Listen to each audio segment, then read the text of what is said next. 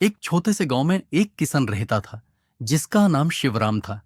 शिवराम का अपना एक छोटा सा खेत था जिसमें वो रोज सुबह से शाम तक मेहनत करता। उसके पास एक पुरानी गाड़ी थी, एक कुत्ता था जो उसका साथी बना रहता, और एक भारी झुनझुना था जो उसकी किस्मत का राज था। पर उसका सपना कुछ और ही था। वो अपने खेत को दुनिया का सबसे अच्छा खेत बनाना चाहता था। शिवराम के खेत में एक पुराना नीम का पेड़ था जिसका डाला इतना मोटा हो गया था कि अगर कोई उसके नीचे बैठा हो तो वो शांति से सो सकता था।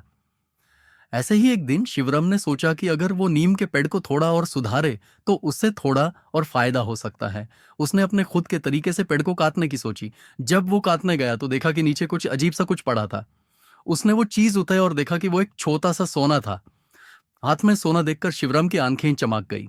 उसने सोचा, अगर ये सोना मिल गया है तो शायद मुझे अपनी जिंदगी का सबसे बड़ा फायदा मिलने वाला है। पर एक बात थी जो शिवराम को समझ में नहीं आई। सोना मिलने के बाद भी वो अपने खेत को सफलता की और नहीं ले जा पा रहा था। हर बार वो कुछ नए तरीके से अपने खेत को सुधारने की कोशिश करता, लेकिन कभी कुछ की ना कुछ कमी रह जाती थी।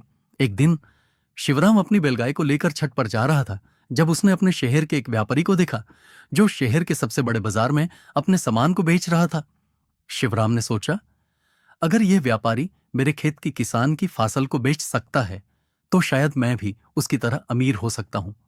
उसने सोचा, अगर मैं अपनी बैलगाय को भी अच्छे तरीके से पाले तो शायद मेरे पास ज्यादा दूध और फल आ सकते हैं।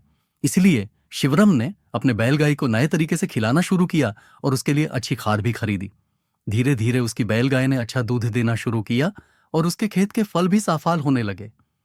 अब शिवराम अपने खेत को सफलता की ओर ले जाने में सफल हो गया था। शहर के व्यापारी ने उसकी फसल खरीदी और शिवराम का खेत शहर के सबसे सफल खेतों में शामिल हो गया। उसके पास पैसा था, लेकिन उसने अपने सपनों को सच कर दिखाया था।